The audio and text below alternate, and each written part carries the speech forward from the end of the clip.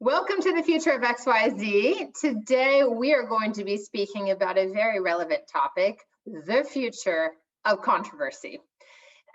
This is not limited to America. This is a global topic and a historic one of our moment, but also going back. And welcoming today our guest, Kambiz Akhaven. Nice to see you, Kambiz. And you as well. Thank you very much. Kambiz is the executive director of the Dornsife Center for the Political Future at USC, based in Southern California. The mission of the Dornsife Center is to inspire and train future generations of civic leaders. Kambiz is also the former CEO of procon.org, which, if you don't know, it is one of the coolest and certainly one of the US's leading research platforms for everything controversial in terms of topic research. He is a published expert, a public speaker, an educator, and a graduate, both undergrad and of his master's from UCLA. So Kambiz, again, thanks for being with us. This is an exciting topic, a very relevant topic. And I guess we should start with, if the future of controversy is going to be different than the current or past of controversy, and of course, controversy is quite negative by its very nature. Does it have to be, or is there a way of the future being more positive? Well, thanks for having me on the program, Lisa, a lot. The question you asked, I think it's profound, because you're right, the association of controversy is clearly negative. Controversy means conflict. Controversy means disagreement. Controversy today not only means we disagree on an issue, but we might vilify the other person or feel threatened by the other person, not just mentally, psychologically, but perhaps physically. And it's not a place that people feel comfortable in.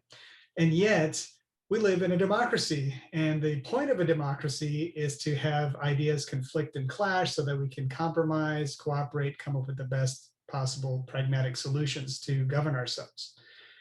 So how to frame something that is inherently fraught with something that has a positive association?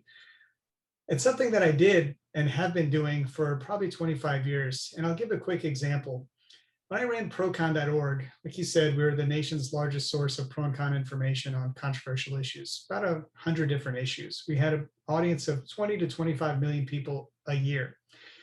When we surveyed our audience and asked, how many of you changed your mind on an issue based on what you read at Procon? And granted, our goal was not to change minds at all. But I thought if we got to 5%, pizza party, this is amazing. We got to 36%. And I thought, wow, this is weird. Let's try this survey again. We tried the survey again about a year and a half later. Got to 40% of people who changed their mind on an issue based on what they read. I thought, you can't do that with a weapon, and here we have done it with information. So to your point about the positivity of it, the positivity of controversy is that controversy necessarily involves presenting someone with a conflicting ideology. That conflicting ideology, on the one hand, is uncomfortable, it's perhaps offensive, and a lot of times that's all it is. However, when done right, like the way that Procon does it, we're presented with respectful, compelling arguments on the other side that we may have never seen, right? So an example of that, there was a social science study that was done to show whether someone who is very left would become less liberal if they were exposed to the Twitter feed of someone who was conservative. So they took liberals and they gave them Tucker Carlson's feed. And guess what? They became way more liberal, because they would read this kind of caricature of conservative viewpoints and think, this guy's an idiot, and I don't agree with that at all. In fact, I'm more sure I'm right. However, when the same partisans were exposed to really compelling arguments on the other side, then they softened a little bit and thought, oh, I hadn't thought about it that way. Oh, that's good information. And suddenly you're more receptive.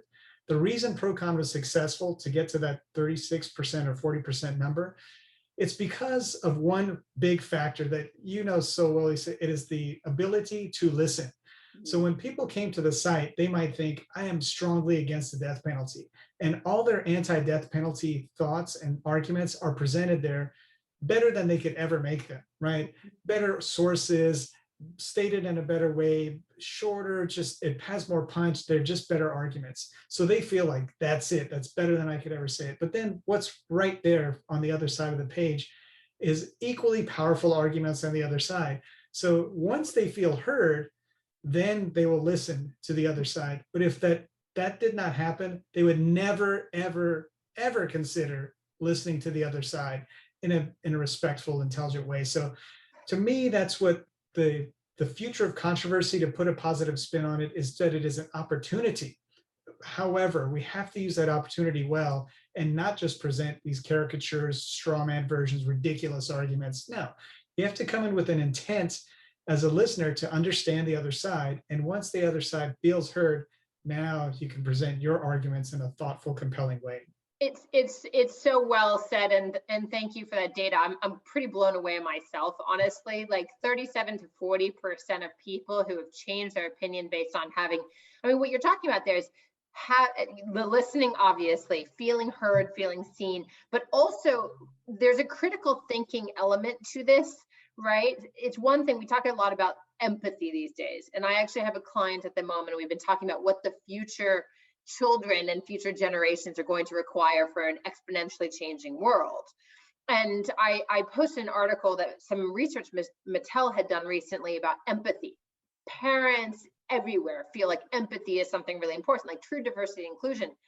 And a friend of mine wrote me back and he said, and critical thinking, because we have become so complacent in the way we receive information that in fact we don't have that critical lens to ask, is this true, is this right? And as you said, we get stuck in our own ways and we think we're right, we know, where in fact what you're saying is, if you can be presented with data, substance, information, and arguments that may not align to your point of view, but are done in such a way that you can receive them critically, all of a sudden, you, as you say, controversy becomes more dialogue.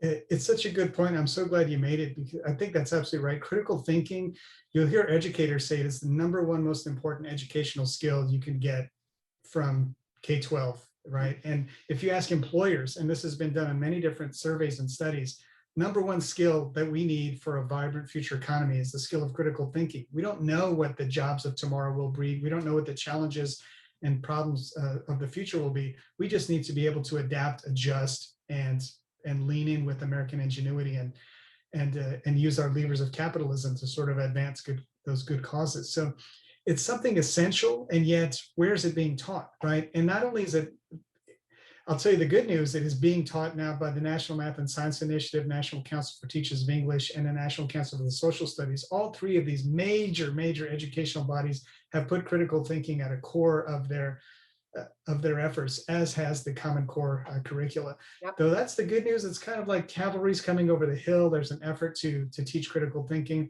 But what do we do? I mean, it's awfully hard to instill this notion of, where did that fact come from? Who said it? How do I know that I should believe them? Is this a legitimate source of information? What are other perspectives on the same issue? And the way that I broadly see this is, in our country, we have two massive factors at work. I'll just broadly call them centripetal and centrifugal forces. So centripetal forces are the things that bring us together. And the things that bring us together are diminishing. We don't have as many things bringing us together. For instance, we used to have 3 major news channels decades ago, right? ABC, CBS, NBC. Absolutely. Now, instead of 3, we have 3,000 plus, right? So we don't have that single source of news bringing us together. We don't see a union participation exceptionally low. Participation in religious life, going to church, congregating with people who don't look or think like us, that's diminishing. Retail is diminishing. Movies, concerts, all these places for the public square are shrinking. The unifiers are shrinking. But that's bad enough. But worse, in my view, is the centrifugal, the things that are pulling us apart, those are accelerating on steroids. And when I'm thinking about what those factors are, I'm talking about social media, right? The ability for technology to trap us in our own echo chambers and filter bubbles. I'm talking about traditional news media, where increasingly their business models are to recruit partisans, right? They are catering more to their audience.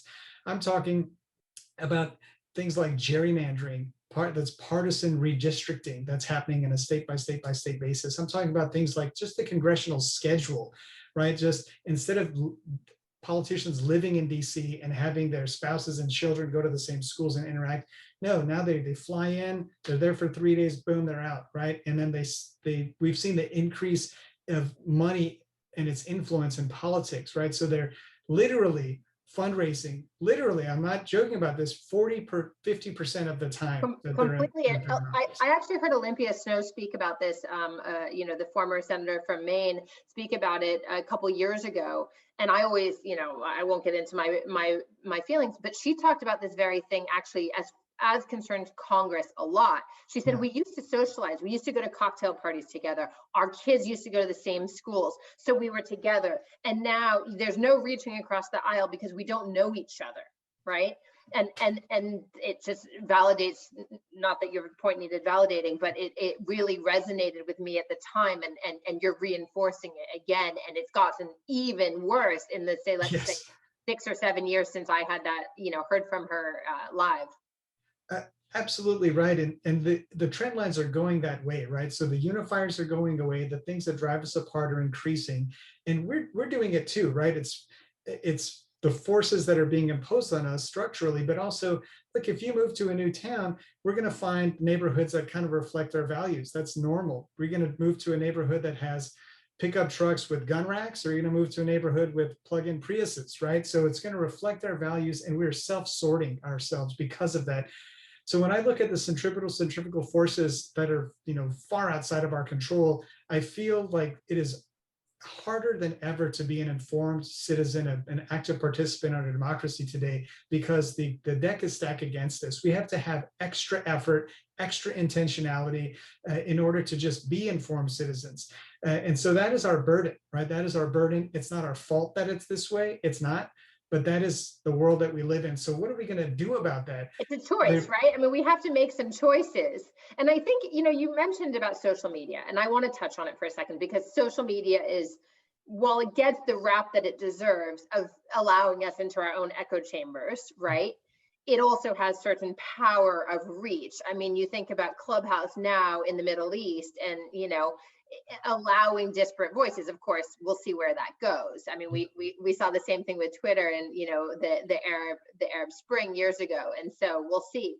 But I mean, I want to talk about a controversial topic, since our topic is future of controversy. Yeah. I mean, Jack Dorsey banned our former president, Donald Trump, from Twitter in perpetuity. Facebook a couple weeks ago took a decision that they're going to re-review, but they're going to keep him off for a moment. At the same day, basically, that Donald J. Trump announced, through this blog post, his I am still the commander in chief. I mean, and there's this media following. He has 85 or whatever million followers. Maybe it's less than that. I mean, where does this lead us? I mean, this is highly controversial. I mean, between like these social media outlets trying to control facts, right? And avoid violence. And at the same time, I mean, our First Amendment right to free speech is tantamount to who we are as a nation and to democracy. So here's a great example of controversy. What's your opinion?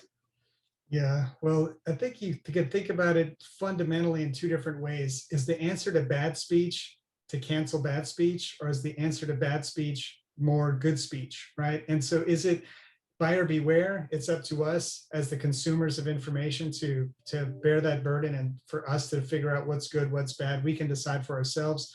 Or is it necessary to have a filter? Maybe because the forces that we're being exposed to are just too toxic, or that we don't have the capability to decipher good from bad, right? So that's the fundamental issue at stake, is whether we should be the deciders or whether there should be some type of filter. And as much as we feel personally connected to these social media platforms, it's my Twitter feed, it's my Facebook, my Instagram, my YouTube. It's not mine, right? It's some corporation that is profiting tremendously from the fact that I'm voluntarily putting all this information in their platform that they can resell and use and repurpose for whatever ends that they have. And so I think we feel like it's ours, but it's not ours, right? And so the fact that a private company is making a decision, it's what it considers its bottom line interest, does not surprise me, shock me at all. It is a wake-up call that, gosh, what are we doing? Are we really sharing all this information? And I get the benefits of social media. Absolutely. I'm on all of them, right? I get it. But it is very much a buyer beware. So as much as I look at the big tech companies, Apple, Google, Facebook, if you look at their profitability, they are the bulk of the profitability for all of the Fortune 500, right? The fact that these three companies are Especially based in this past year. California, right? Huge part of our tax base in this state. They are massive, massive companies with global reach, obviously. And if we want to push back against those forces and say, look, they have created these systems, these algorithms that are feeding us what we want, that are perpetuating things that are not true, that are causing our elections to be questioned, that are causing the spread of disinformation. This bad news or incorrect news spreads multiple times faster than factually accurate news, right? It's more salacious, it's more titillating, it's more like, did you just see this? And they spread it. And it's not just from the right. And that's what we've become accustoed to, right? Sorry to cut you off, but I mean, it's a little bit of like straight into the vein. I mean, we have been trained when you had three networks going back to history, as you were saying, you got news from the news. Now, you want the memes and you want the salacious, dirty controversy. That is what is sold. I think that's it. I mean, when I think about it, big picture, it's a depth of expertise. It used to be that the power was in the hands of the curators. It's the journalists who's went to school, studied, had experience, apprenticed. Now they're able to present the news in this neutral way for us to consume. Now, anybody can present news, right? And the power is going more to people, and their expertise does not matter as much as it used to. So it is democratized. On the one hand, that's a beautiful thing that anybody now has access to the same platforms. However, by losing the curators, we're losing the filters and we're losing the quality. And now we're ending up with tons of low quality information that make it really difficult for us, as sophisticated of consumers as we might be. It is awfully hard to tell what's good and what's bad. So now, of all the 21st century skills that we need, critical thinking, media literacy, right? These are things that we didn't think we needed before, and now we desperately need them. Totally. It's interesting. And I want to move on to a more global perspective, but it's, last week's guest was the president of my alma mater, Bates College, talking about the future of liberal arts education and critical thinking. I mean, among other things, is the thing that critical, that social arts and liberal arts have always taught. And it is, I think, probably more important, to your point, than ever, even in K-12. Because you're not necessarily getting it, because it comes back to what you said. The choice to listen and engage and question is each of ours now, as there's just so much, the floodgates of information have opened, and of opinions, right? Not necessarily presented as such. From a controversy perspective, I think about, this, I feel like it's a controversial thing even to talk about on Future of XYZ. So it's perfect for you. But I think about, more and more, in my opinion, individual businesses, corporations are acting like citizens. I mean, and as far as political donations in the US, they were given that right by the Supreme Court in 2010. That said, right, the corporations acting like citizens is one thing, but governments seem to be acting more and more like businesses, right? And in this, there is a real question in my mind of how we hold human rights offenders accountable. And I think China is the obvious example. But of course, we have Myanmar right now. We have, whether you're talking about Hong Kong or the Uyghurs in China, among other things, whether you're talking about what's happening in Burkina Faso. I mean, all over Latin America. I mean, you have so many issues that are human rights offenses, really. And yet, how do we hold these governments and the perpetrators accountable when, in fact, governments are now kind of working hand in hand with corporations who, in a globalized economy, I don't even know how to formulate the question. It's so controversial to me that no one can get involved. And yet it's because it's so controversial for them to get involved. Yeah, I understand the point that you're making, and I think it's such a tricky topic, right? On the one hand, there are things like facial recognition software that can identify people's ethnicity and flag them to authorities so that they can be targets for prosecution. And we're seeing deep fake videos, and we're seeing that nations are acting as state agents in the spread of misinformation to interfere in other states' elections, right? So it's counterintelligence, but that has met the steroids of our technological platforms, right? So we've seen the rise of cyber warfare. We've seen that people being able to, through malicious viruses, cripple critical infrastructure, right? So how can we disrupt the electric grid and disrupt water supplies? Major things that are happening that to globally affect human rights just by a handful of malicious actors. And I think part of the solution to this comes to two things. So one, the nations have not been good about addressing some of these systemic problems, right? A lot of nations kind of, they gloss over it. The nature of our elections are very cyclical. So things, one elected official might change it this way, the next one changes it back, and things kind of go in cycles. And so it's really deep systemic problems. They take a while, right? Decades and decades to where finally we have developed enough progress to kind of see some of these issues in the back, in the rear view mirror. But it takes an awfully long time, and that is just the nature, not just in the United States, but across the globe. Yeah. So what can be done about it? One of the things that is being done about it is that measure of accountability is coming from we the people, right? So the use of social media platforms has given people that kind of power, but we are new to this power, right? We don't know how to topple a government, how to promote regime change, how to advocate for massive social change in a way that is responsible. We just know how to demand it, right? So we've demanded on the platforms, we mobilize, we organize, we're out in the streets, we're changing something, but then social media doesn't tell us now, this is how you build it, right? This is how you bring other sides to the table. This is how you compromise. It doesn't teach us that at all. No. And so we're left with kind of things in our wake. And that's the problem with taking away the expertise. But we see what the benefit is, right? So to address the human rights abuses, yes, hold the feet to the fire. Yes, hold nations and governments accountable. We can demand that as individuals. We have to demand it of governments. We can demand it through various forms of economic protest, including boycott, and speak with our dollars, speak with our feet. Those things are achievable, but we're talking about massive forces in the world. So a lot of times we'll look at these problems like we look at global climate change and say it is such a huge problem, like this problem of polarization and human rights. It's so vast that what can I do? I'm one guy, right. What am I going to do? And yet all of us recycle, right? It is the thing that we can do. And so we have some agency in being part of the solution. The equivalent of recycling for polarization is listening, right? And that means listening not with the intent to rebut, but listening with the intent to understand. And that intent is, I can't emphasize enough, the intent to understand. And that means if somebody says something outrageous, we don't just want to rebut it, we want to understand, why did they say that? Like, what are they thinking? How did they get to that conclusion? Why is this issue important to them? How was that viewpoint developed? And really understand it. And I think when you do that, then that person will feel heard. And then we can kind of get through the rhetoric, right? We get past that and we're like, okay, now we're connecting as humans. I get why you feel that way. However, and now here's my experience, and here's how that's different.